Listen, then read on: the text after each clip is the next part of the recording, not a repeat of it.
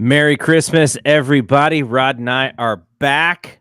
It's post Monday Night Football, and this is going to be, I think it's going to be a hard one because I think what some people may expect us to do is make excuses, is say, this one doesn't matter. But what I like to do, especially when the team loses, is try to find something in there that I can learn from about this football team. And I think there was a lot of things to learn about the 49ers when it comes to playing these tough teams. And also when it comes to playing from behind, that has been a struggle for this team in the Shanahan era. So I hope the fans know that we like to keep it as real as we can and still be the fans that we are. But we want, we're not going to put, we're not going to put frosting on this one. I think there are a lot of things that if you're being real about the team, you kind of have to talk about all the flaws in this game. And I think that's what we're going to do. So Rod, first off, how was your Christmas? Very good. Played a little golf. There you go. Went over to my dad's house and my stepmom made a really nice meal. It was good. And then, football, I'm gonna be honest, if I'm 100% transparent, I slept through that Eagles Giants game. I didn't watch much of that at all. And I was playing golf while the Raiders and them were playing. So it was all football wise, it was and I watched a little bit of the Warriors. That was not bad. It was interesting. But I didn't think they were winning at any point in that game for some reason. Not at all. Yeah. So it was all for me. It was leading, everything, all roads led to the Niners, Ravens. And like you said, there's a lot to learn.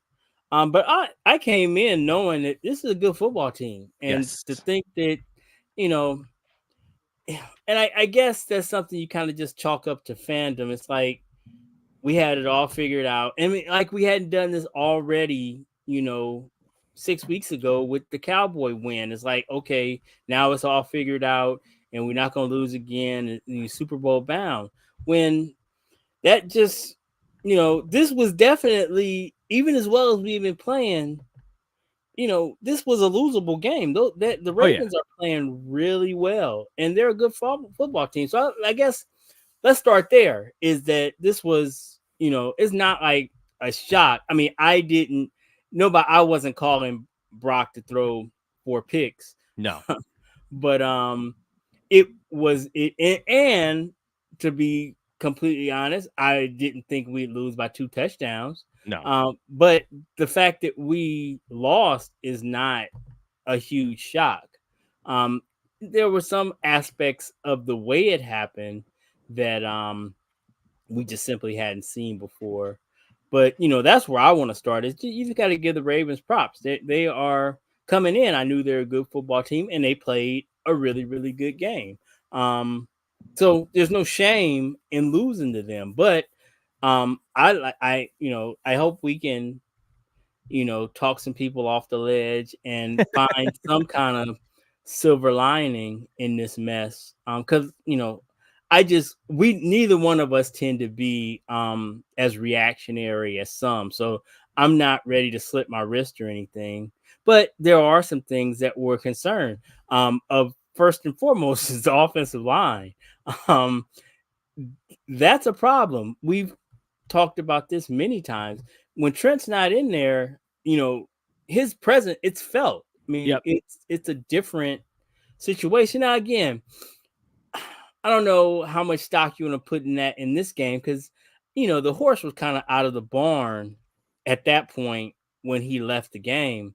But still, I think that him not being there kind of put the kibosh on any kind of real comeback efforts, I thought, and then once we're doing musical chairs and McKivitz is at left guard and Burford is at right guard, right tackle, and Burford is at right tackle, and then Bart, who I've only seen in transactions. I mean, I knew he was on the practice squad and had been called up, but I couldn't pick him out of a lineup. And then once he's out there, I mean, it's just, it's hard to expect anything, any kind of miracles to happen under those circumstances. So hopefully Trent, groin is one of those things that it's kind of funky. It could be that those things kind of tend to linger.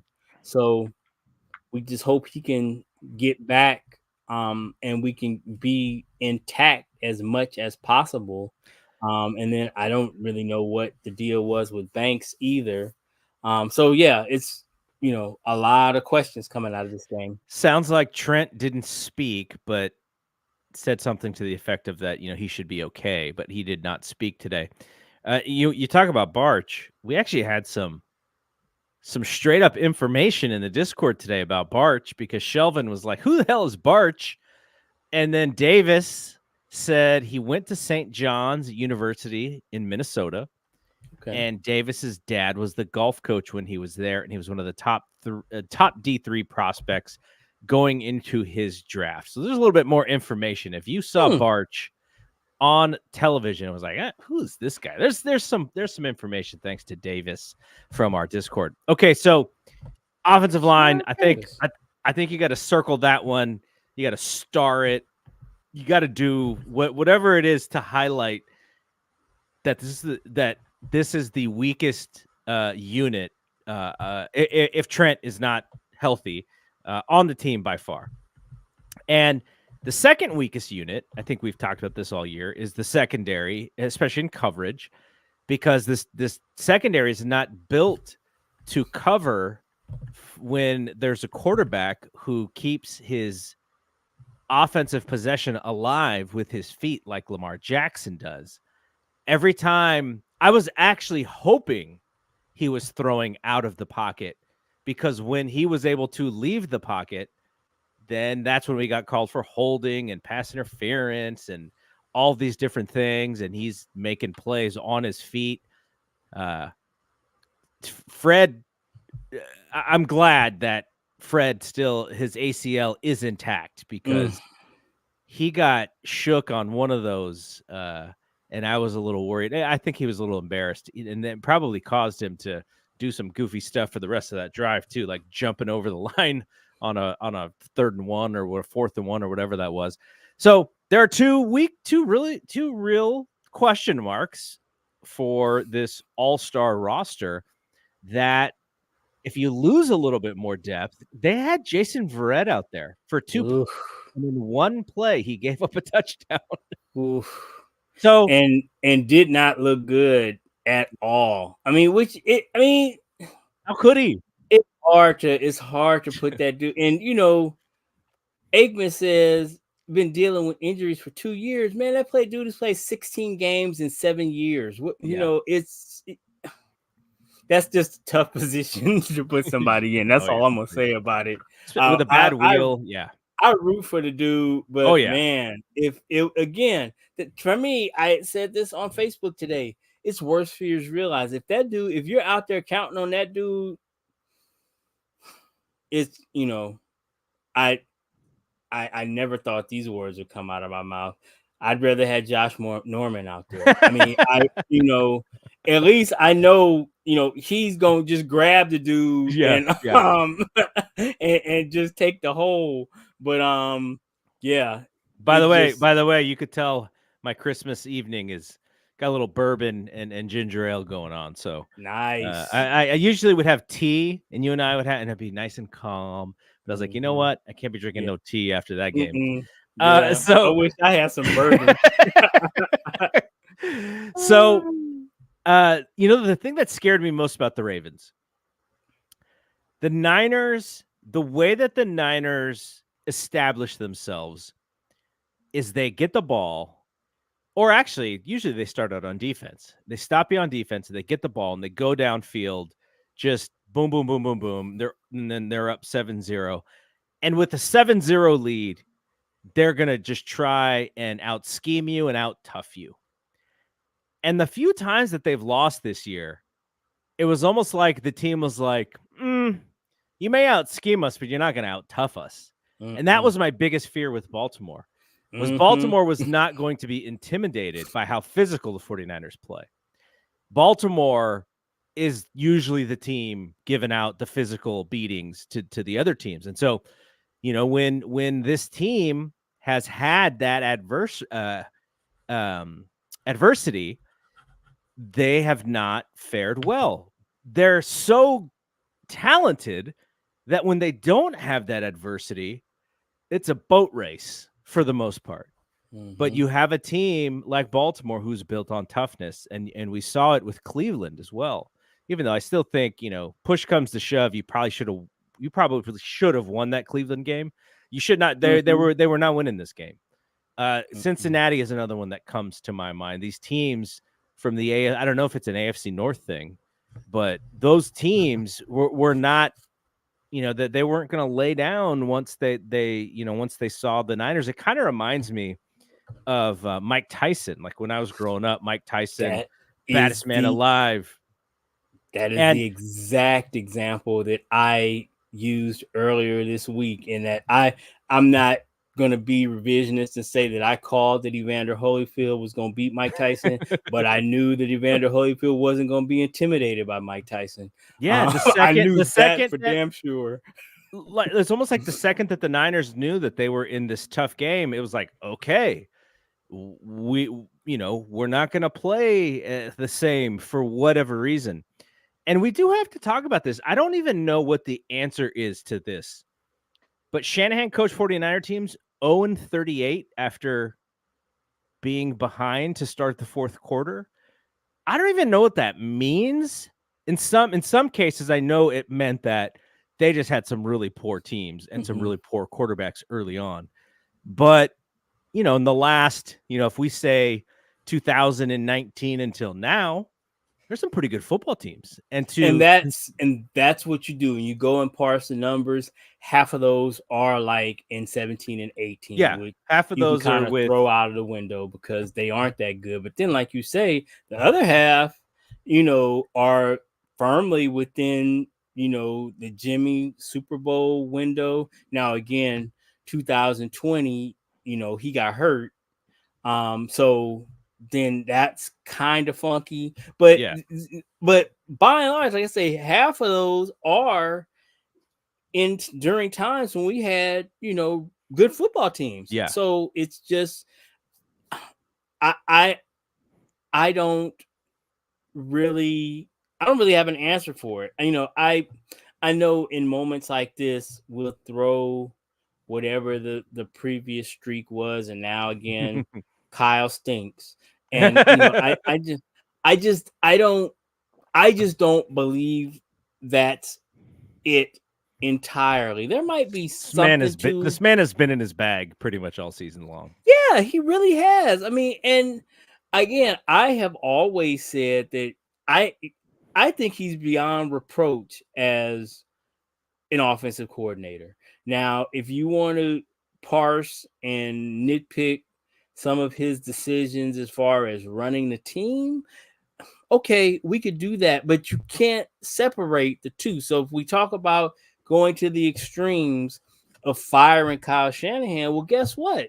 The best offensive coordinator in the league walks out the door too. So, I mean, I don't know. It just seems like it always happens in these moments and it seems just kind of lazy to me to say, oh, Kyle stinks. But I think you are onto something with this come from behind thing. I don't know if it has something to do with our style of play. Mm-hmm. Tonight, I definitely believe that we kind of got out of character in the way that we normally play. We went a lot more pass heavy and kind of decided, I guess, for whatever reason, that we weren't going to be able to punch these dudes in the mouth and just run over the top of them, which is not the craziest, assessment in the world to make. That to see that, hey, maybe this is not the best course of action, just to keep pounding our heads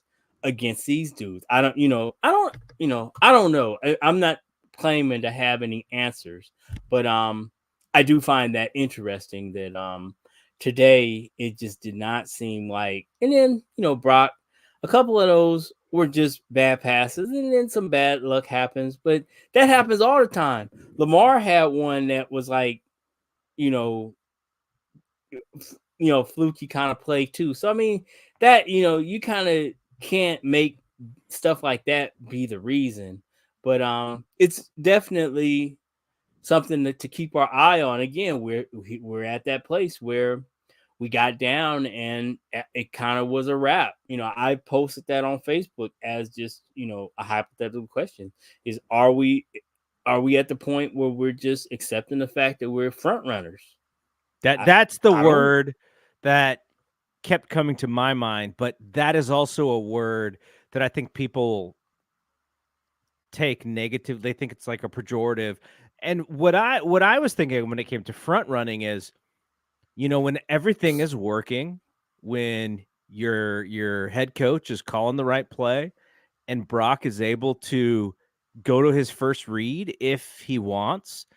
Today, that first read was not available, except in garbage time when Ayuk, I think Ayuk had 5 catches for 100 yards in like the fourth quarter, but he was not available at all in the first half.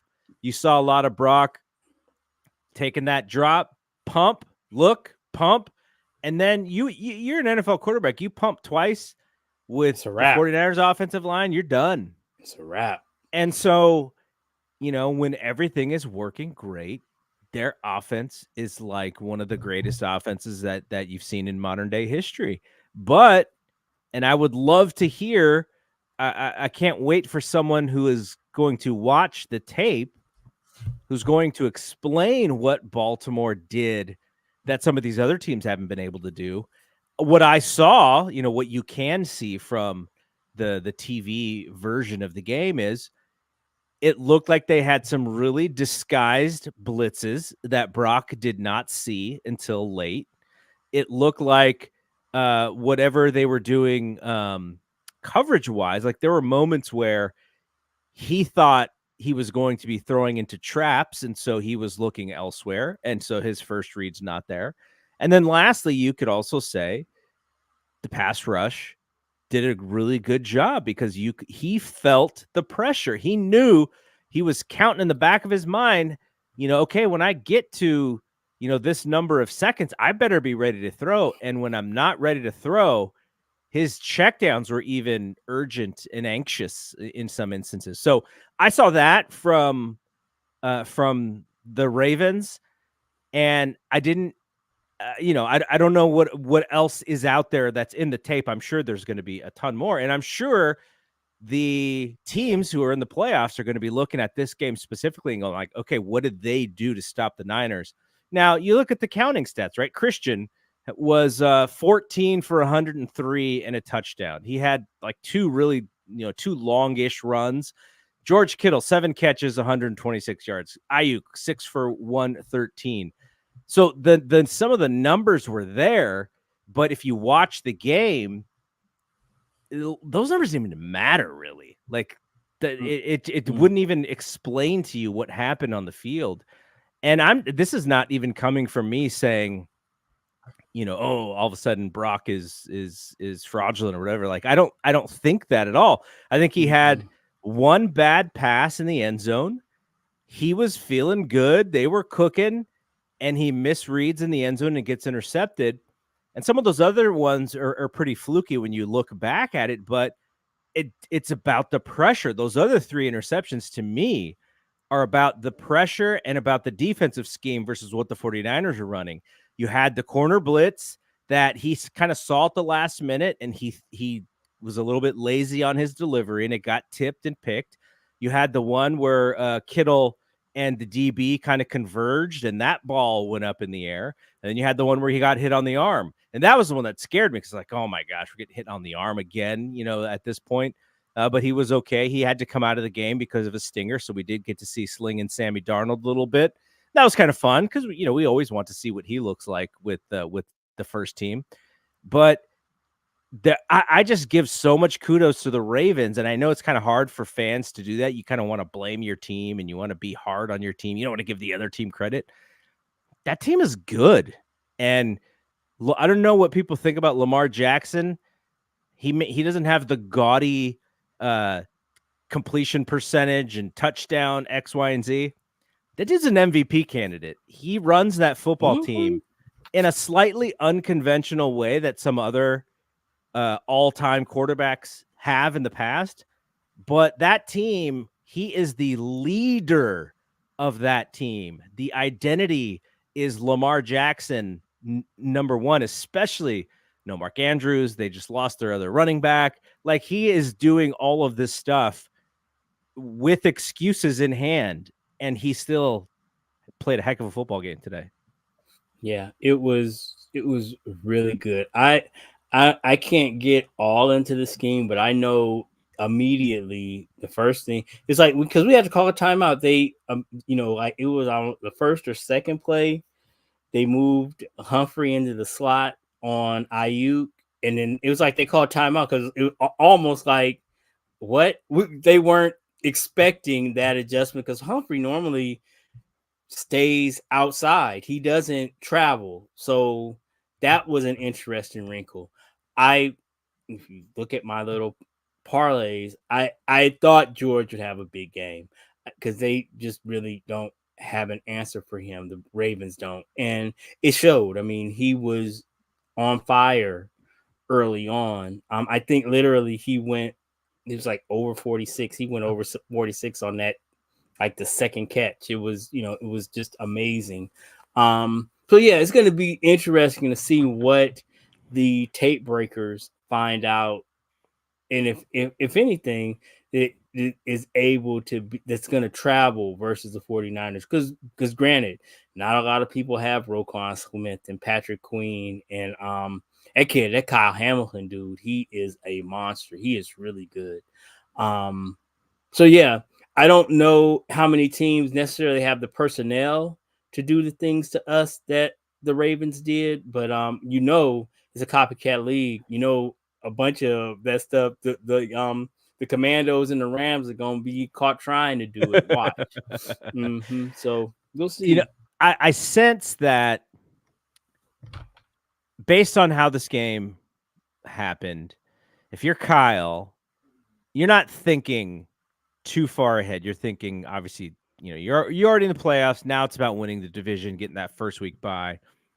But I wonder if in the back of his head, he's like, man, I would love another shot at these guys, because I'm not saying they played their hand. They had to win this game too for their own race. And so they really treated this like a playoff game. And I was watching the game, and, you use that word front runner. When the Niners got behind, 23-12, I started to notice some things. Now, I'm not going to call anybody out by name, because I have never been on a football field with all the hits and the punishment and the pain and the possible injuries and all of those things that happen on the field. So I'm not going to call out anybody by name. This is not going to be a Ricky Waters for who for what moment. But I did see some guys making some business decisions on some tackles that maybe, a little bigger guy coming at a smaller guy. I saw the offensive line knowingly that they're just getting dominated this whole time, and you're just like, it just looks too easy. Like, there are moments like that when you get behind, where that's what causes routes. And there's been some games this season in the NFL where you see some really wide scores, like the Raiders and the Chargers from a few weeks ago. And it's just got to be so hard when you're such a competitive football team to be down. You're not used to losing, to be down by double digits in a game where it's like, man, we're just getting outmanned at every possible opportunity.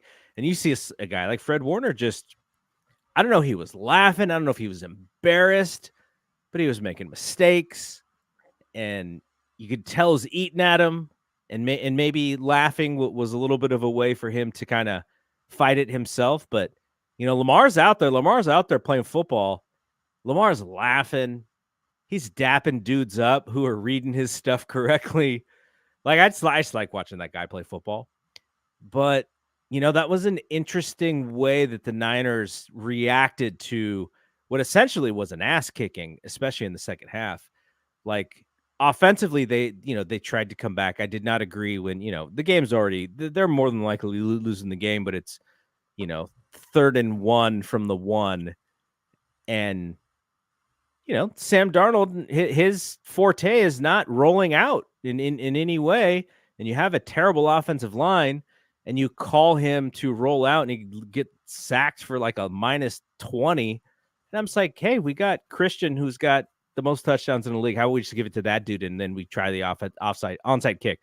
That's nitpicking. Nobody's trying to call bad plays or whatever. But there's just some moments where, it kind of made me wonder that front runner word. Can you have adversity? Can you come from behind? Can you look the bully in the face and stand up to the bully? Because that's some of what this is going to be for them as they play these harder games. Are they going to be that team, or are they going to just fall off if you get behind by 10 points or more? And because that's what I wanted to see out of Brock today. I was like, okay, here's some adversity. This is what Rod and I were talking about last week. Let's see the adversity. And then, some of it was offensive line. Some of it was the Ravens just had their number, but he also did not make those plays. So, yeah. So, I mean, but like you said, there is a maturation process going on with Brock. And again, it is our fan base that sets themselves up for this disappointment when they we had the MVP conversation last week. Right, when we're putting all of this pressure on this dude, and we have to give him some grace in that he is also being placed in situations that he's never been in before. So for him not to perform, like let's call it, since everybody else seems comfortable throwing his name out there, the fact that he didn't perform like Joe Montana when he's down 21. Are you saying Jerry Rice, the GOAT, jinxed us on this one? Jerry Rice. GOAT Jerry, you want to talk about his clout chasing ass, because I mean that's where we're at. Where we're at in social media is, if you want to trend or go viral, you either say something extremely complimentary about Brock or you crush him. Either way, it's gonna get you some attention. Shout out to Cam Newton. What did Cam say? I saw the YouTube video, but I did not click it.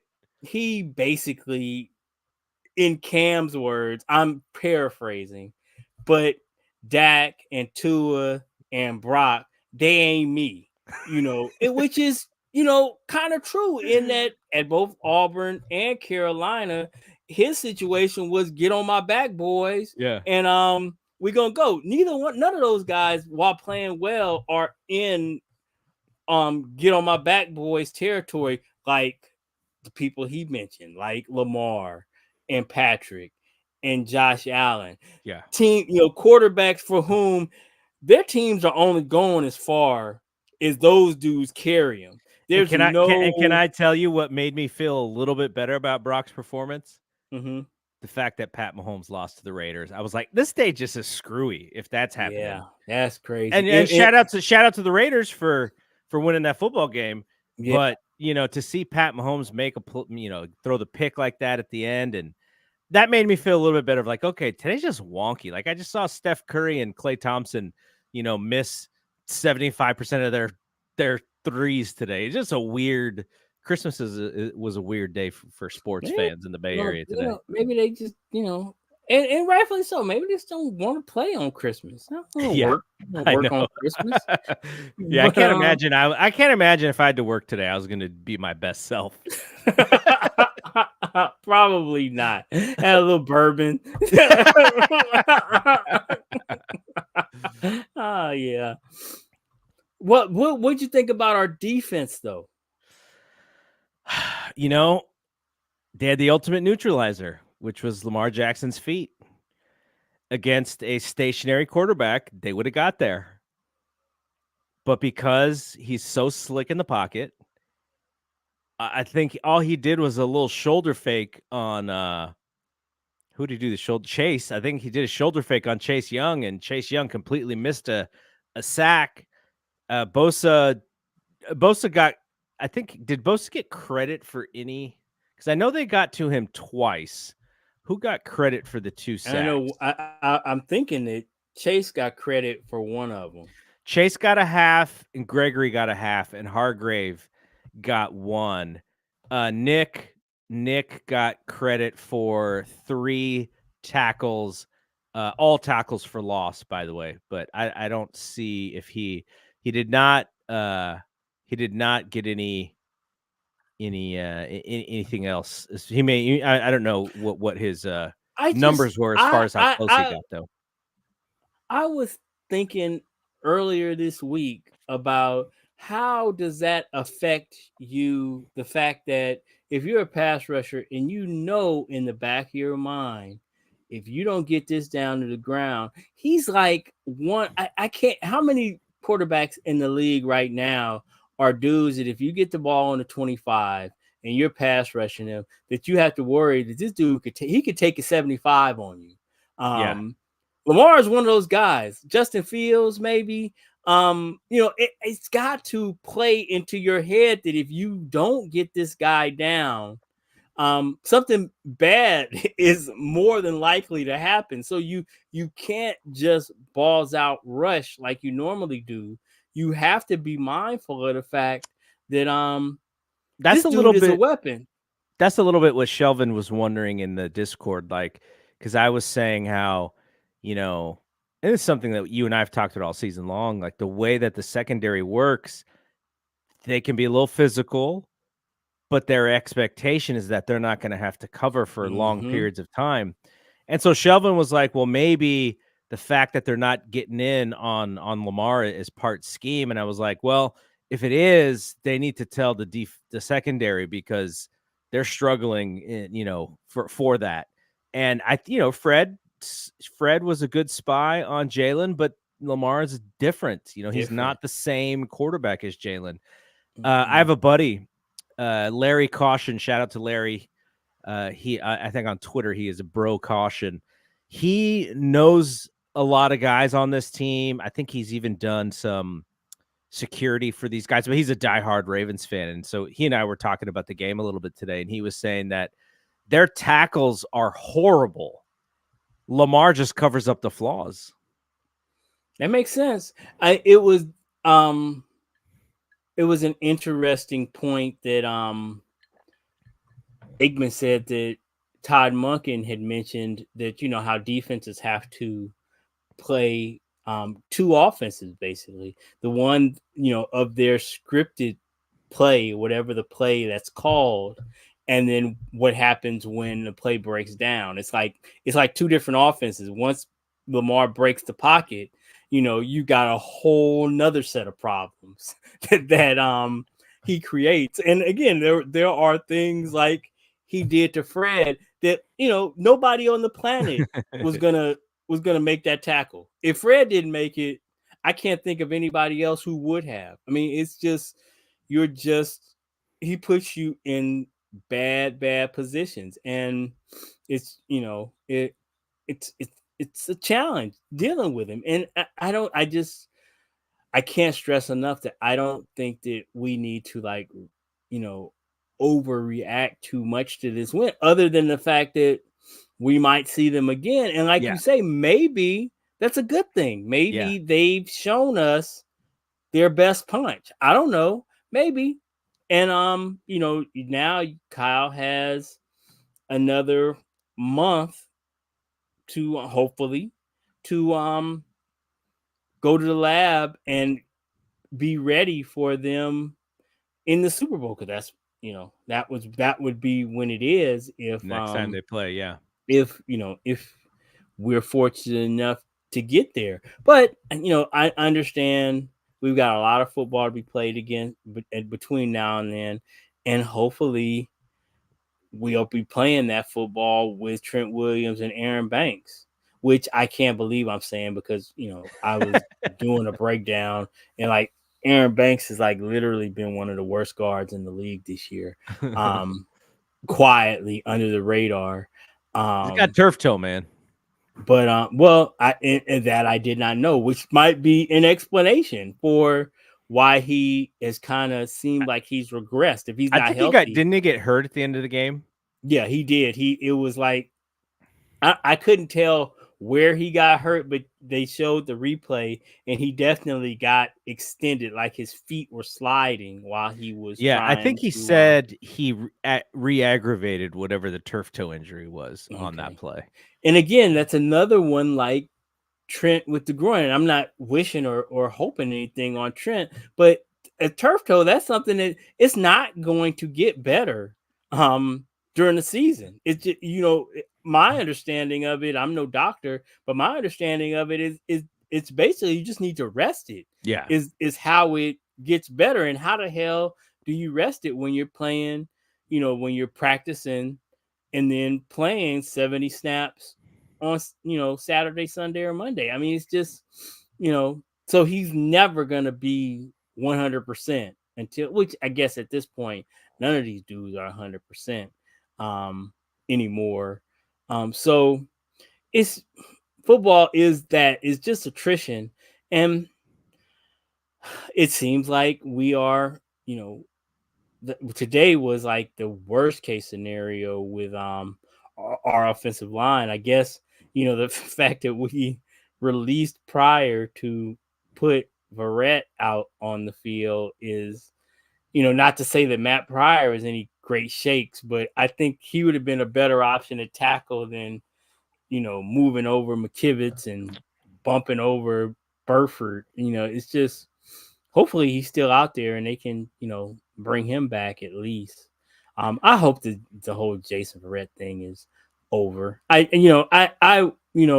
he is kind of like a coach and a cheerleader and all of that, that's great because Yeah. apparently the guys love him. And what's Yeah. not to love? He's a Yeah. good dude, but I just think asking him to play any kind of significant snaps is just cruising for a bruising. Yeah. Can we go back to Brock for just a second? Because when he threw the first pick, my instinct was, well, they moved the damn ball. Like, he made a bad play. They're going to get the ball back. They're going to go back and score. And then, and then he threw the pick, which was sort of unlucky, great play. And then it just kind of went from there. But did you think he looked a little skittish in the pocket? Like, he looked anxious. He looked uncomfortable. And, when you're going to do that Joe Montana comparison, not saying that Montana was, always Joe Cool, but one of his best traits as a QB was not being skittish and not being anxious and that's making sure that, definitely a skill. That's a skill, yeah, not to get rattled. And I'm not, I don't want to put that on him to say he was rattled, but it's understandable. yeah, Like Aikman was talking about, everybody wants to say next play, but if you've thrown 3 picks, I mean, you'd have to be a zombie not to not everybody can be Joe Montana or Kobe Bryant or Tom Brady to be able to just shake that shit off. I mean, that it is completely normal and human yeah, to be like just to squeeze it just a little bit tighter or try to fit it in there just a little bit finer when you have turned it over 3 times, and regardless of the circumstances, whether they were fluky or not, for it not to affect him, it I think that just it seems unrealistic to think that it wouldn't have any impact on him because I mean, no, I he's know never done we it before. yeah, I know we want to make these dudes out to be superhuman, and what they have done and accomplished to get to this point is kind of superhuman. They are definitely 1%, but the fact of the matter is, he has to hear the MVP talk. Yeah. He has to know that this is Monday Night Football As much on as he Christmas says it's Day, Christian, right? He keeps saying it's Christian, but that just means that he knows that they're also talking about him. right? But I mean, when you get in a big spot like this, it has to not feel great that you're not that you're having like your worst performance as a pro with all of this happening, with it being Christmas Day and it being Monday Night Football and the whole world's watching. I know that they can't be thinking the whole world's watching and shit like that. That's stuff for people on the sideline to say, but I also think that it's kind of BS when they say, it's just another game. Mm-hmm. Is it? I guess you better than me if the and rightfully so, if the moment doesn't get to you or the magnitude of the stage doesn't get you, because they all talk about, retired players all talk about there being levels, that preseason is one thing, regular season games are another thing, playoffs are another thing, Super Bowls are even magnified above that, and like they talk about the difference when you're in the fucking dressing room for 45 minutes. I mean, it's just, it's a different, Super Bowls are different. And this wasn't just just another regular season game.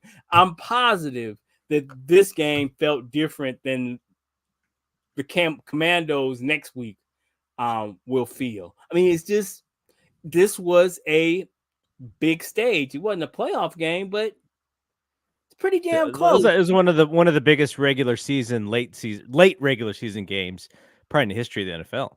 Yeah. And now we have eliminated our cushion. So I was talking online about, what is the circumstances where maybe we can start kind of resting guys and whatnot. Well, that is out the window now because we gotta win out. We can't afford to lose to the Rams in week whatever, because I don't think the Eagles are gonna lose again. So yeah, I mean, we don't have a margin for error anymore. That's what this was, and Aikman talked about that as far as the NFC goes, we aren't in any worse position because it's a non-conference loss. But still, what I take away from it is now any kind of margin for error is gone. We have to win these next two games. Yeah. Because I fully expect the Eagles. I mean, if the first round bye matters, which I think it does. Like I think I've said on here before, not so much even the home field, which is important, but I think that first round bye is super important. Mm-hmm. Look, the Eagles are going to win the next two games. I think so. Arizona and New York Giants again. Yeah, I'm fairly, and we don't even, is it Tyrod Taylor or Danny DeVito? I don't know who's playing quarterback for them. Well, who's playing for Washington? Is it going to be Jacoby Brissett? I would imagine. Well, because Hal has been benched 2 out of the last 3 weeks, so I don't know. It's not like they're really playing for anything, but I would think, why not just go ahead and start with Brissett? If you're, I don't know. I think that whole thing is about to get blown up. I don't think that Riverboat Ron can save himself at this point, but who knows? It's worrisome when you're playing against teams that don't really have nothing to lose. So you know why I think not the only reason why I like Lamar. I think more so I fear Lamar as a fan of the other team. But I think why I like him so much as a player is because he is art that became life, because the quarterback that he reminds me the most of is Steamin' Willie Beeman. He's like Steamin' Willie Beeman became a real quarterback, and that is Lamar Jackson. Yep, it's so true. It is so true. Yeah, and it's amazing to watch how those dudes just feed off of him. He really is, like I say, one of those get on my back boys. The team is a completely different team when he's not in there. I mean, it's because the whole show is built around Lamar. Their entire way of playing, offense and defense, is predicated on his particular skill set. And that's, you know, that's the kind of stuff that is MVP. No, not taking anything away from Brock and what he does. Like I've said 100 times before, you want to call him a point guard, or a game manager as a pejorative, which I don't. I think point guard is an excellent analogy for what he does. He is out there to distribute the ball, and he does that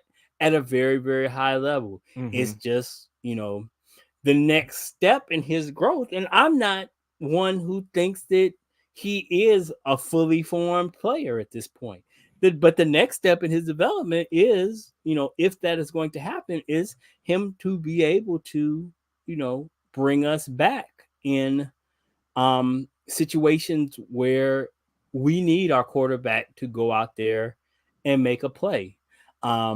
Not just get it to our playmakers, but to actually be the force multiplier that changes things, makes the back shoulder throw in a tight window, or something to that effect. And also, as we talked about earlier, to be able to stay cool like Joe Montana, because there is something to that.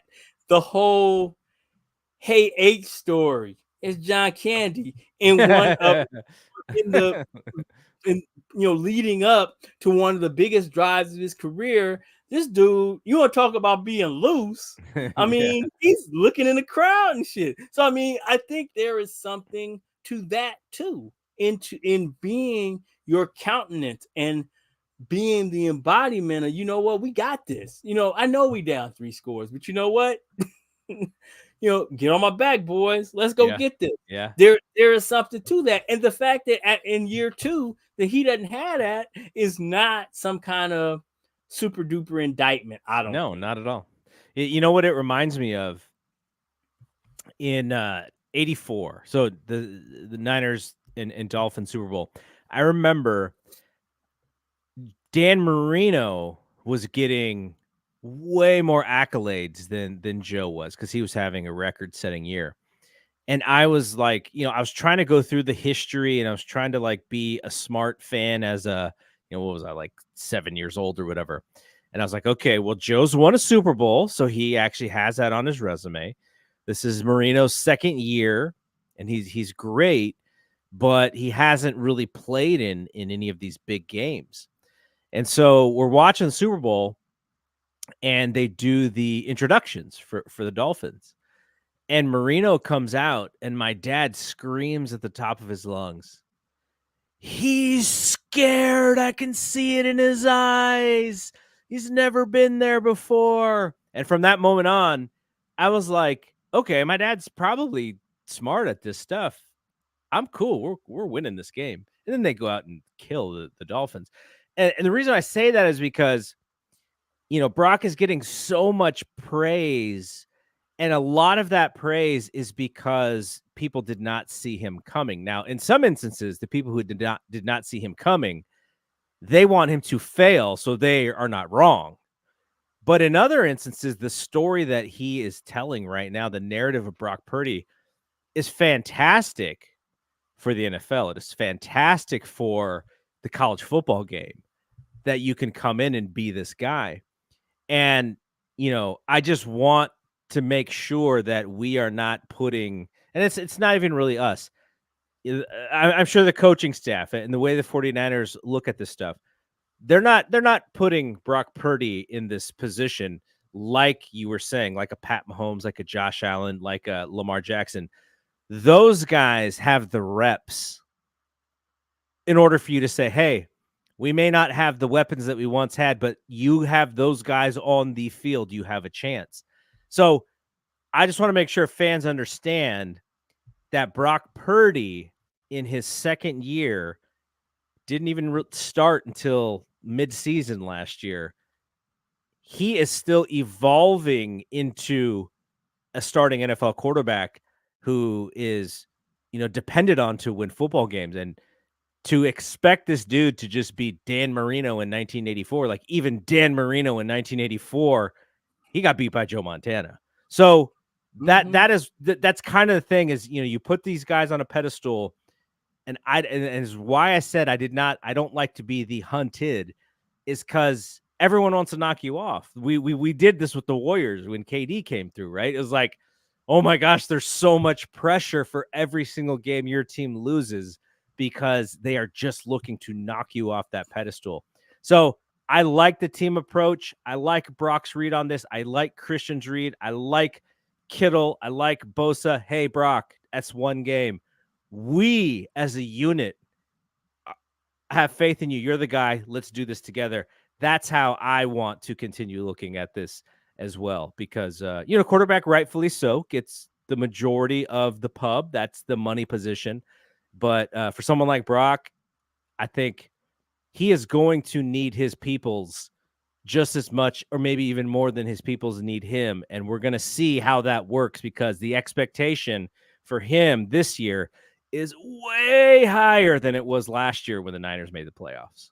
Absolutely. And I just, I just hope that, but fans, I can't really expect anything more than what hey man, short for fanatic, right? what Short they're for gonna do. fanatic. But yeah, I can see it happening, and it's never gonna be our fault as fans for having unrealistic expectations. It's gonna be Kyle's fault, or it's gonna be his fault for not living up to our unrealistic or y'all's unrealistic expectations. And that is just so unfair that he is, but nobody feels sorry for the quarterback, because he's going to get paid regardless. And whatever's going to happen is going to happen, but it's not going to be, I'm not saying you should feel sorry for him, but I think he is in a no-win situation. If he's great, then see, we told you he was great. But if he's not great, then it's because of some failing of his, and not the fact that we didn't let it just play out, and let him be who he is, which is just, this is unfair. I mean, I just want to let the dude play, and if he turns out to be Joe Montana 2.0, great. But if he's not, and he's just the next Brock Purdy, he's already, in my opinion, from the last pick in the draft, he's already like exceeded all manner of expectations with the level of play. Even if it just turns out that this is just a hot streak, and then he just kind of fades off into the sunset and is just a 12-year NFL player. I mean, that already, like I say, from his humble beginnings, this has already been a huge win for him and the franchise. But Yep. I know we always want more, so it's Absolutely. not going to be, it's never going to be seen as the win that it already is if he doesn't win the big one, or do something outsized, like win the MVP or win 4 championships or something, whatever the ridiculous bar that we keep, goalposts that we keep moving. But yeah, I think the dude is fantastic, and I think he is perfectly suited for what we have here right now. And I'm confident he'll bounce back next week, and on into the playoffs. I fully expect that that he has, it's already been a great season, that he continues to have a great season, and as long as we aren't behind in these playoff games, no, I'm just playing. Now, maybe he'll get that figured out too. I don't know. Yeah.